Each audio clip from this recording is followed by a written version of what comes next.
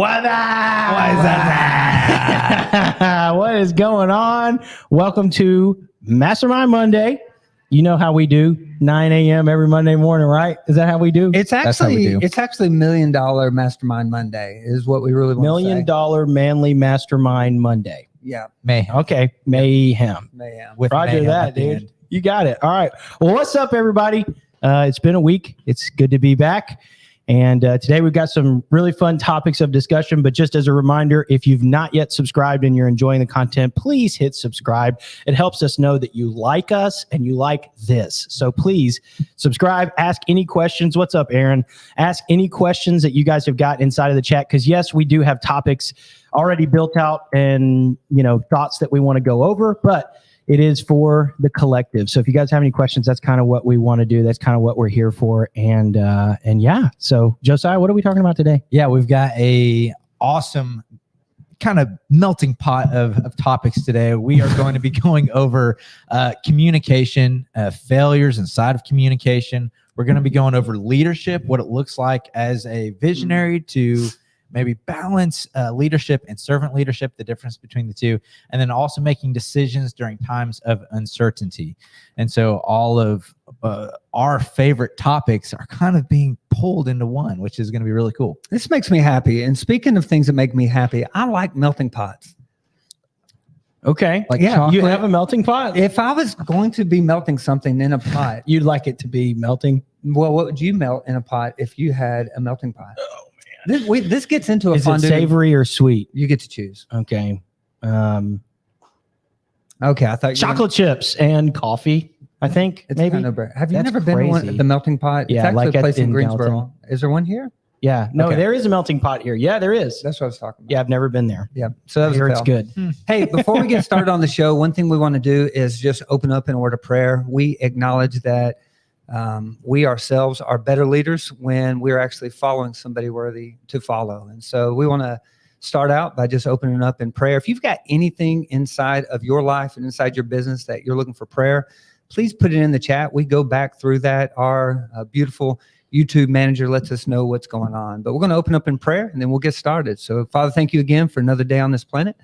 We ask that you give us wisdom and discernment as we go through today's conversation on communication. And we realize up front that communicating with you and communicating with others is at the end of the day, a high priority for a successful life and a successful business. So Lord, lead us today in our conversations, help us to identify areas that we have failed in so we might be able to succeed in. And everyone said, amen. Hey man, amen. I do have a question right off the rip and it seems really important. And this is from, remind me of his last name, Aaron. Fireball, but it's like B-A-U-G-H. Yeah, I'm going to just call him Fireball. Aaron Fireball says, good morning. Make sure to ask Josh about his fantasy football update from this week. Listen. So it must have gone well. No, it didn't go well. His son and wife is currently beating me. But I've still got, my goodness. Wait. I still got Baker Mayfield, which I'm holding out. God. Hey, he's got Mike Evans, and so I'm hoping to get some points there. And so Joe Burrow is hurt, who's my starting quarterback. Do y'all play fantasy football, or do y'all? I don't know. It's enough to fantasize about the Titans being good. Joe Burrow, Austin Eckler, both out this week on injury report. What am I supposed to do? Okay, I'm doing the best that I can with what I got, and it ain't over yet. You should shoot him a text and just be like, "Quit being babies and get off the bench. I need you. Just go work." Yeah. Go to work. You make plenty of money. I knew that Aaron was here just to talk about. I mean, I'm talking. It's been in the chat since we started. You know what? He wasn't in the chat. His score from last week when we ended up. All right, Fireball. All right. What's your score? But when it comes to communication, we need to get this real conversation going. Okay. So, Brady, I got a question for you. Okay. How does a good leader deal with a customer that doesn't pay? There's multiple avenues. Okay. So I'll share a couple of different footnotes on it. It depends, I think, on the season of the business a little bit and how much time that it is that you've actually got. The truth of the matter is if you're just way bogged down with work, there's plenty of leads coming in, plenty of work, you're selling like crazy, guys are cleaning like crazy. There's a reality to if you're the only one, you may not literally have the time to chase down some of this money. And so getting ahead of that problem is actually good, and seeing if you've got a CRM that can put a card on file, things of that nature. Hey, before we even get in, let me ask you a question. I'm sorry to interrupt you. Yeah, okay. Have we ever experienced a customer that wouldn't pay? Yeah, all the time. Yeah. And so can you think of a story that you may have of a customer that didn't pay? I can think of one. Yeah, there actually is a really good one. Yeah. You guys remember the CubeSmart? Oh, you're not allowed to say. Yeah, it's not CubeSmart. It's Okay. not him. It's not Okay. them. Gotcha. Trust me, it's not them. I tried to get the money from them and they're like, I don't know what to do. So there's a storage unit area downtown caught on fire. It actually was like a meth fire. There were people living in there, making drugs, and they caught the whole storage place on fire. We go in there to clean out the burn and the smoke damage and stuff so that they can come back and repaint and rebuild and then reopen that area of the storage unit. It was like emergency type job. The guy needed it done really quick, which is always both really good signs that you should probably slow down for a minute. So there's a little tip for you. But it was emergency, needed done really quick, have to have it in. Hey, I'm not bidding it out. And when you got a job with a franchise like that large, trust me, they're typically going to bid it out or something's a little wrong. So I put it at about $5,000. Josiah went out there, that evening or the next day, something ridiculous, and got it all cleaned up, and it was great. All right, so We're excited. We got a big pumped, job. man. Yeah, we're like, oh, it's got. So let me explain how the situation looked.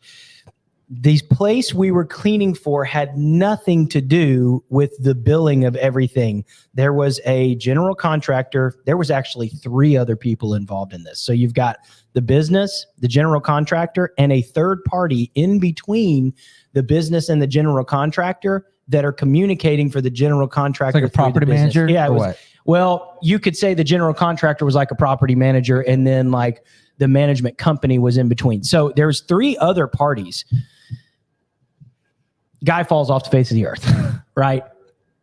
For us, $5,000 is a lot of money, especially at this time. This was like about 2 years ago, roughly. Yep. And it was a ton of cash. We needed it. And about 3 weeks go by. If you have a business, you've already paid Josiah for the commission on the job. I'm sitting pretty good right now. So there's a lot of money there. And then you've also got the gas, you've got insurance. Chemicals, all the materials, pay a sales guy, pay the tech. I mean, you've already paid out on it if you elect to run the business that way. Most people do.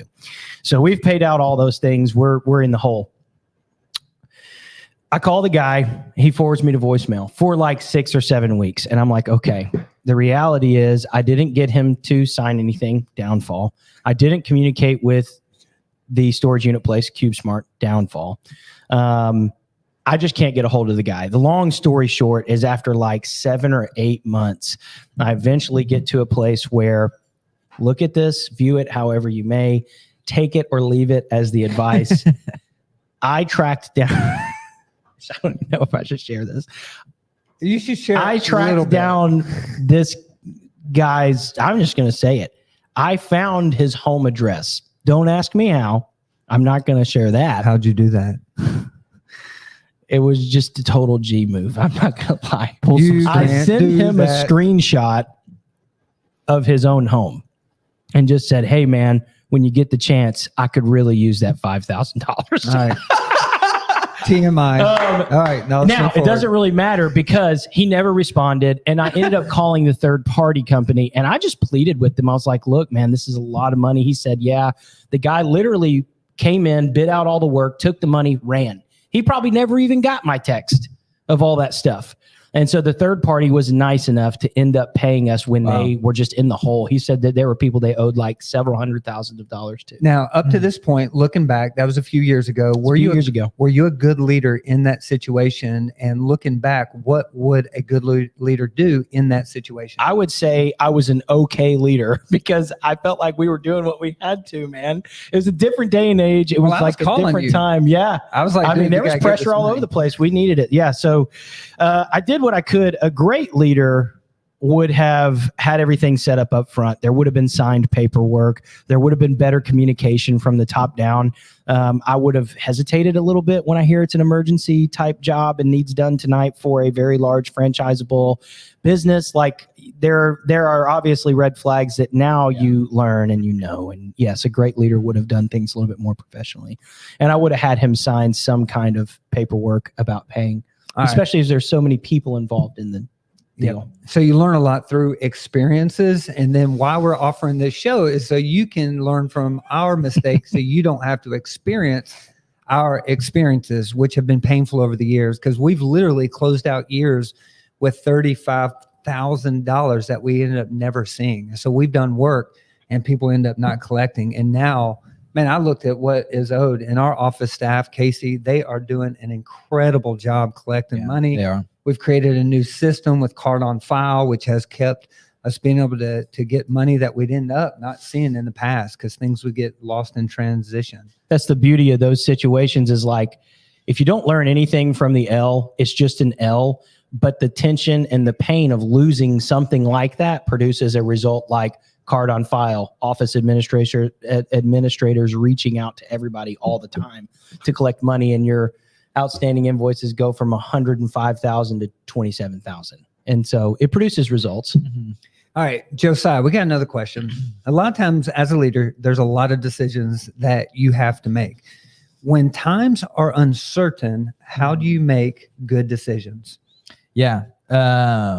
We've all been a part of, I don't know, situations like CubeSmart. How do I collect this money? Or when I showed up to CubeSmart, I never, ever dealt with any kind of like smoke, flame removal, restoration. Like, you just don't know. Sometimes you have no idea. And in times of running a business, I'm sure you have been sweating over a heavy decision that you're like, how in the world am I going to make a decision right now? Yeah. We all have had those times, and it's very difficult to work your way through that, especially when in business, there's never 100% like full clarity on the picture. You never have the only option of choosing the right answer. In fact, usually the two options are like not a good decision or a worse decision. Like that's kind of like two lesser options of two now. evils. Yeah. So I'm going to give you like just a first like kind of quick tip on how to start working through finding and making a good decision in times of uncertainty. And first step is you have to be aggressive in gathering information. First thing is like, okay, what's all the information that I need right now?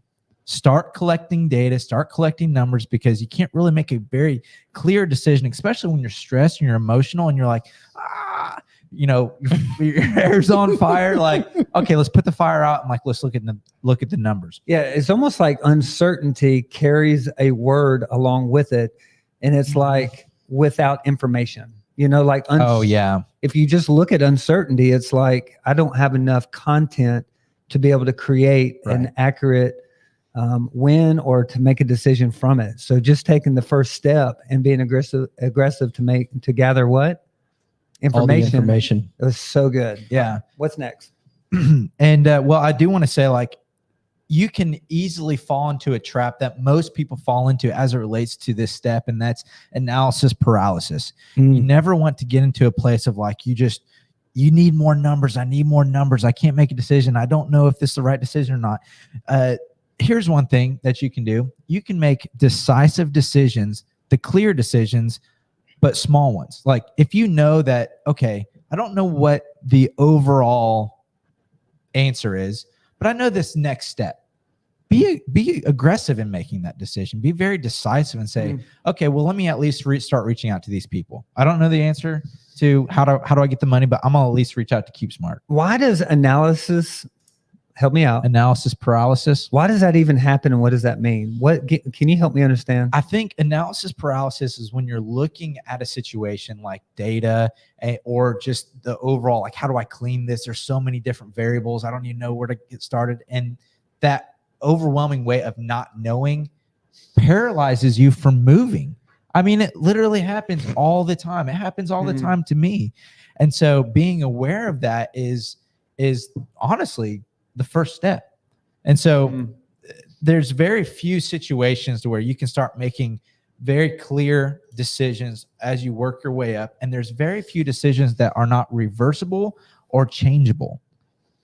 But it's very important that you weigh in like how important that decision is, though, because you don't want to be, oh, I'm just going to be careless and make a bunch of decisions. No, like there's a balance to both. Yeah.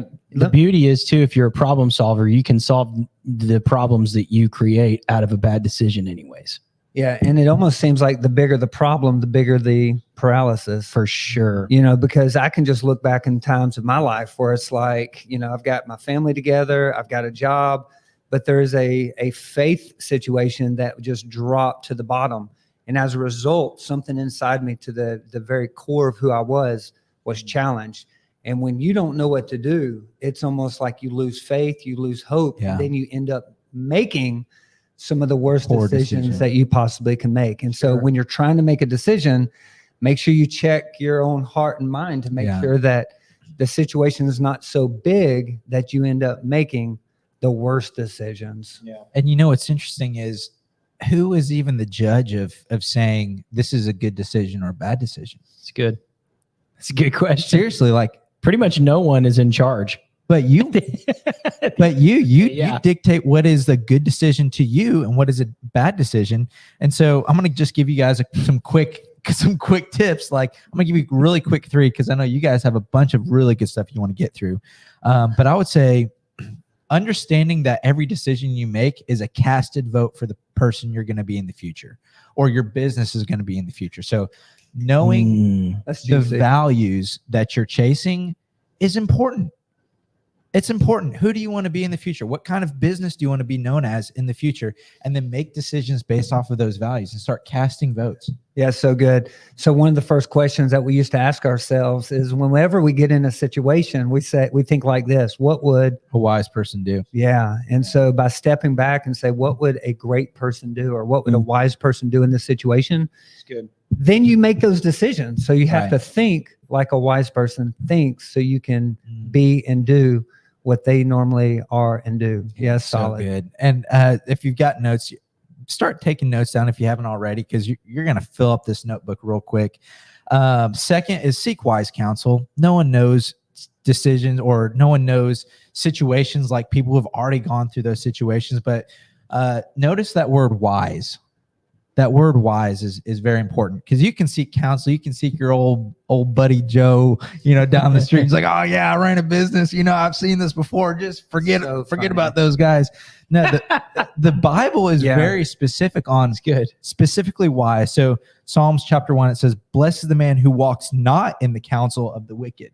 So not just any counsel qualifies, but wise counsel. And so Proverbs 24 says, for by wise guidance, you can wage your war, and in abundance of counselors, there's victory.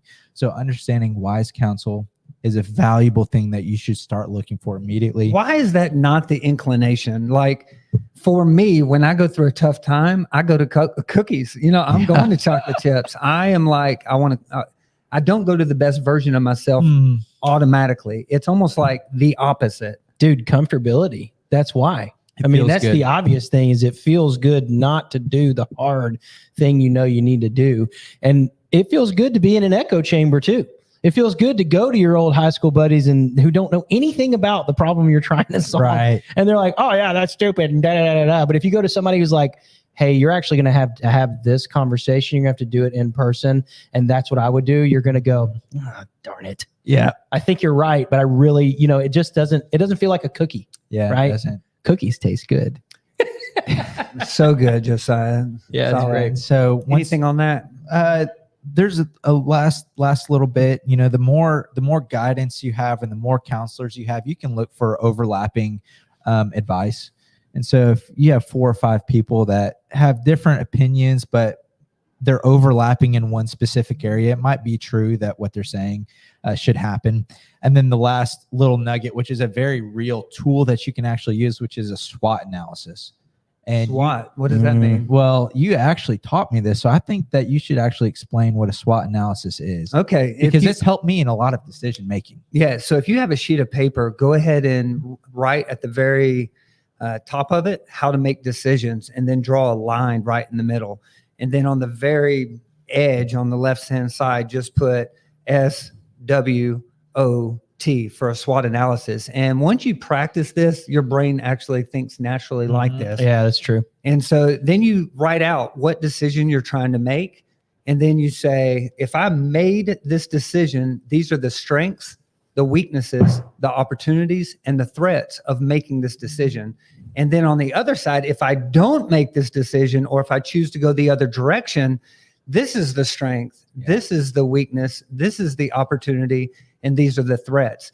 Once you take time to take an analysis on your decision process, you then have something on a piece of paper where you're like, okay, I think now I can hand this to somebody and have them evaluate it with me, because sometimes we can see things from a certain light, and it makes a lot of sense to maybe include others to see things For sure. that we're seeing. And you can say, hey, this is how I'm seeing it. Do you see it like this?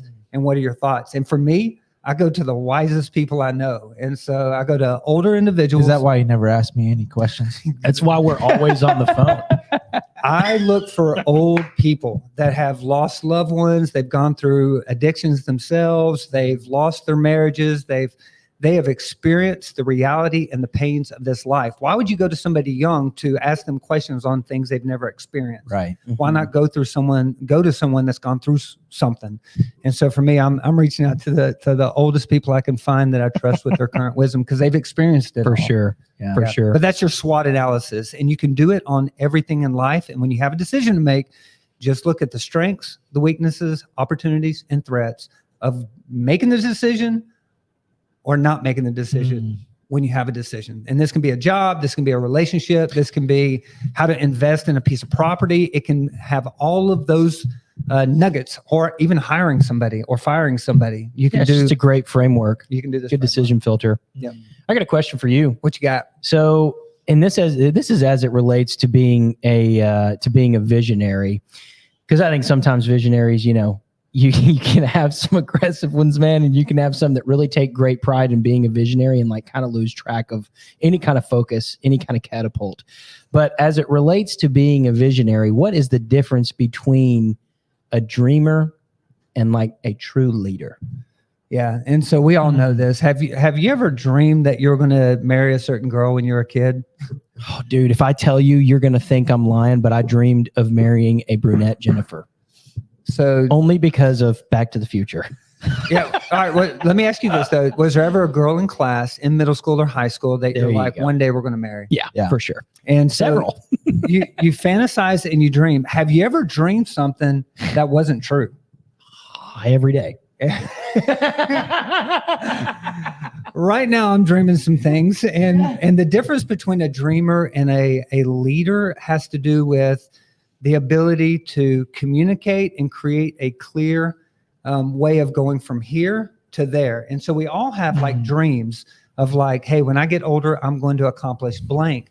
But if you don't have a pathway from getting here to getting there, you're just a dreamer. That's good. And so when you're a visionarian, it's your responsibility to say, this is where we are, and this is where we're going. And then these are the things that we have to decide in order to go from here to there. So you need the right personnel. You need to select the right people and then put them in the right position. And then you need to cast the vision of how their lives and how the future is going to change as a result of us accomplishing this vision together. Right. Because I'm not willing to give my life to something that doesn't compel me. And so part of being a visionarian is you've got to cast a clear, compelling vision of a desirable future. And then you got to show folks how to get there. And then you want to hold them accountable, and you want to make sure that you're on the right path to get where you're wanting to go. And inside that, you got to create guardrails, because opportunities come up. Yeah, they do. And as opportunities come up, you get distracted. And as you get distracted, you're less likely to create traction on the vision that you set out and the course that you should set out for. Those are called SOSs. Okay, what is SOS? Shiny object syndrome. Uh-oh. You start looking at a thing. How do you stay away from shiny objects? I don't do a good job. No, you do not. I don't, because everything looks like an opportunity to someone who is For a sure. visionary. Opportunist. You have to be a dreamer, but you also have to be a realist. And then you have to create the plan to get you from here to there. And so creating core values or guardrails that help you say, hey, this is what we're going to, the questions we're going to ask ourselves. And there's one question that's very powerful in determining whether or not you're going the right path or not. And y'all know the question? Do you know the question? No. Is this going to help us go further, faster by making this decision, or is it going to slow us down? And so whenever you have an opportunity in front of you, you have to decide whether or not this is going to make, you're going to have to make a decision on whether or not you're wanting to go there or not. And so further, faster. That's beautiful. I love it. A dreamer just always dreams, but they don't have a plan on how to get there. And then they don't have the people, they don't have a accountability chart, and they don't have guardrails, and they don't have questions that keep them on course. Do you have those things laid out? I would say for the vision of Brown's pressure washing, we do. For sure. Yeah. But for other things and just as a visionary in general. Yeah. Any framework for the life that's set out? Yeah. So for me, when I was about 32, I went through a Great Depression. Had 4 beautiful kids, 3 little girls, 9, 8, 6, and a little boy that was just beautiful. And I no longer wanted to live on this planet because something inside of my heart was so challenged that I didn't know how to make the proper decision or traction forward. Wow. And from that, I ended up going through, Michael Hyatt had a vision map or a life plan document. And as I went through it, I determined that this is the vision of my life. And so I don't care about, at the end of the day, the success of Brown's, the success of how I provide for my family. I can be a janitor. I can, whatever I got to do. But what I can control is this. At the end of my life, I'm going to finish it a godly man, husband, and father. And that has been my vision statement. And anything that doesn't head in that direction is end up being a distraction from who I want to be, because I've come to the conclusion that there's going to come a day, whether I'm no longer on this planet, the people around me that really care are going to be in the room. And what do I want them to feel? And what do I want them to say? And success for me is this, that the people who know me the closest respect me the most. And so building success in this world of superficiality is not the measure of success. It's that inside of my home, these people see someone that's authentic and transparent. Wow. Because my real purpose in this life is to finish it a godly man, husband, and father. So good. I feel like we're constantly on this show saying, dude, you got to figure out your why. It's such the nucleus of every other decision. Yeah. They can spider web kind of far out, but if you don't have an ultimate why, like what you just said right there, it can definitely distract, muddy the vision of every decision that you have to make. You going to have grandkids one day? Yeah, baby. What kind of grandpa are you going to be? Oh, dude, I'm going to be the guy that has enough time and things that I want my grandkids to want to stay at my house more than their own parents. I'm going to be the kind of grandfather, Jennifer's going to be the kind of grandmother that, like, when we see our kids, so I have a daughter named Ellie and a son named Rush who'll be here in like 2 or 3 weeks. Super pumped about. It's actually going to be a Halloween baby. It's probably going to be pretty doggone close. Okay. I mean, it'll be kind of close. So we want to be the kind of grandparents that when we see our own kids, Ellie and Rush, like needing some rest, needing some time, we can say, hey, give us the grandkids for a few days. Oh, that's cool. Like I want to have the time, the allotted free time, and the stuff, not superficially, but a place to create that environment where they have their own space in our house. And they have their own, like Ellie and Rush come to get them. Oh, no, let us stay. Don't let them. I mean, because that's what we grew up with. And that's it. Yeah. And so having a vision for a desirable future is part of your vision as a leader. And what you've identified is you want a relationship with your grandkids. 100%. And so because of that, you make decisions today that makes you the best version of yourself for tomorrow, because the things that you do today will determine what actually takes place tomorrow. Yeah. And so there's behaviors, there's people, there's attitudes, there's compulsions that could happen, but you have to say no to them in order to grow towards the growth that you desire. 100%. Yeah. And so I'm sure, Josiah, how many grandkids are you going to have? If you could wave a magic wand. 10. Ooh, 10 grandkids. There you go. I'm going to have 10 grandkids. I think you'll have 30. Yeah. Like in 5 years. Dude's got 6 kids already. Yeah. Like I grew up with like 18 cousins. All right. We talked enough about like personal so life. Good though. So but good. The reason we made decisions is because of something that's taken place in the past. And so for me, not having a dad, I desire to be the dad that I never had. And then I want to give my kids and grandkids something that I never experienced, Right. which is what leads Same. and gives birth to that. And so we look in our past to actually determine why we make choices for our future. That was hard to say. Yeah, that's super good. Not good. Well, What other questions we got today? Well, right now, I do want to take a quick moment to say, if you're still in here, if you're watching on the recap, if you do have any questions, and like we mentioned earlier, if you do have any prayer requests, we do have 2 awesome YouTube G units that go through and they read all those things and they let us know and stuff. So if you do have any questions, or if you're ever interested in being on the show, there's an email inside the chat box that you can shoot an email to. We can beat up some different things and have you on as a guest. But for right now, I think we've got one more question for you, correct? Or is I've it- got a question for you. Okay. You do? Yeah, Okay. I do. I want to know, how do you systemize communication? Because I feel like you're someone who is really, really good with communicating. Like, I actually was telling a story the other day of I was explaining a cup of coffee to a friend one time, and it was exactly like Brady would have done. I was like, wait, don't put creamer in it just yet. Like, take a sip on it. This was made in this specific way, so you're going to be able to tell the different types of notes inside the coffee. And like, I was like, oh my gosh, I've turned into Brady. So you've done a really good job at learning communication. Now, how do you systemize communication without like automating it? Oh, that's good. Inside the That's such a business. good question. It's a very easy answer too. Belief in the mission. So as like a part of our mission, like what we want to be known for, if we get a review, it's great if it says, man, the driveway cleaned up well, the vinyl looks great. But a win in a review is when the customer talks about the communication that we had. And so we're always striving, and what you promote is like what you get. So we coach constantly on the importance of communication. We don't even always nail it ourselves, like as leaders to our own team. And so showing that as well proves that you have belief in the mission. So I'd say it's pretty easy. You have belief in the mission, and then you have measurable numbers or metrics that you follow to track that the communication is actually happening. So for example, inside of the sales department, before you ever even get on site, you've heard from the sales rep at least 3 times. I can usually tell based off of like different closing percentages whether or not that's actually even happening. And so create measurables, but really it's belief in the mission and constantly coaching that communication is important. And then building a very easy system for people to do as it relates to actually doing the communication that doesn't need automation. Wow. Did that make sense? A little bit. A little bit? A little bit. Yeah. So we don't use any kind of software that sends out text for the salesman as it relates to when they're going to show up or what their daily is looking like, but they send all those personally, right? Yeah, they send out personal text to every customer, not through a third-party app or anything like that. Now, I love to be the guy that says, not right now.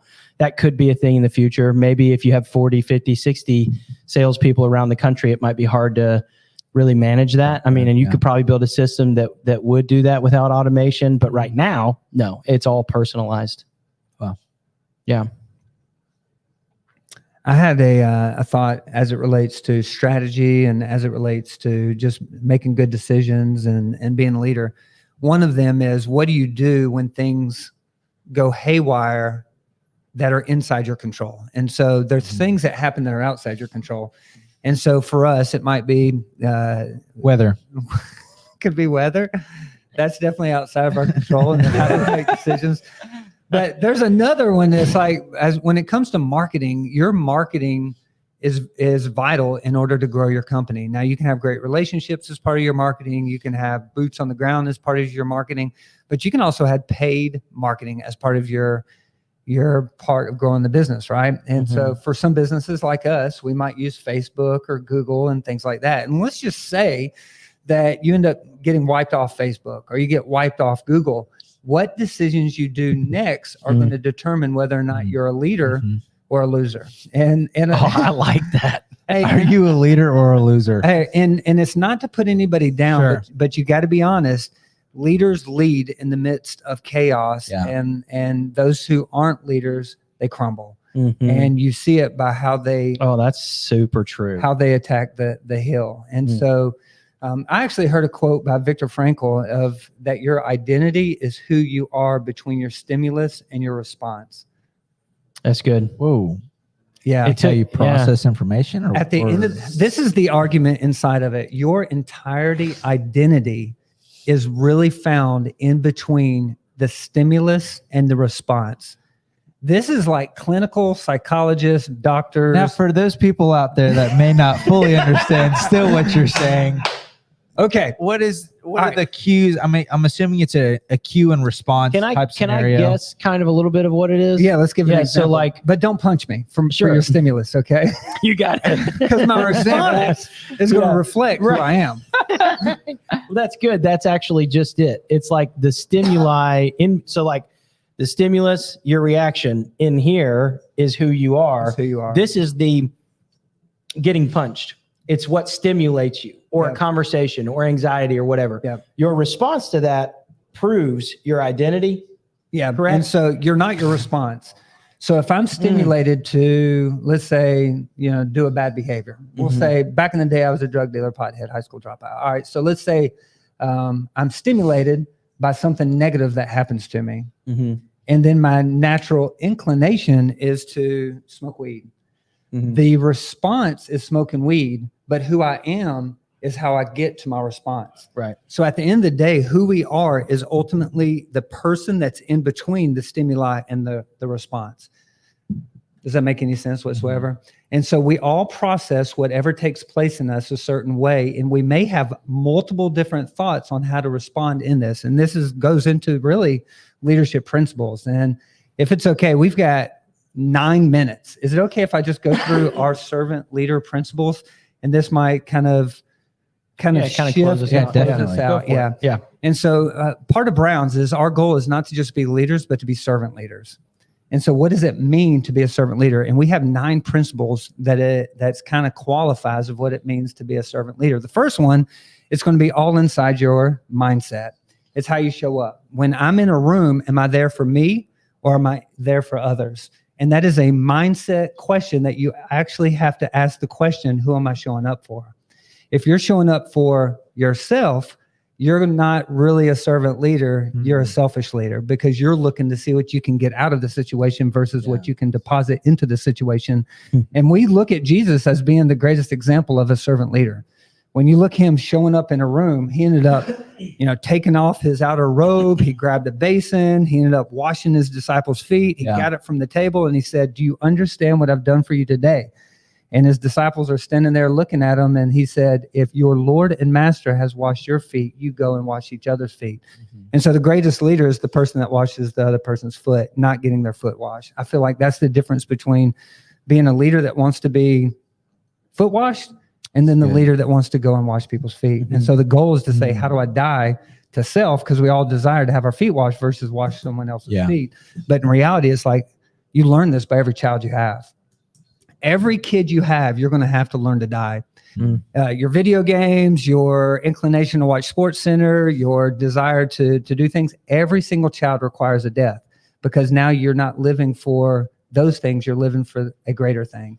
And so I'm willing to give up lesser things for greater things. Some people don't want to change.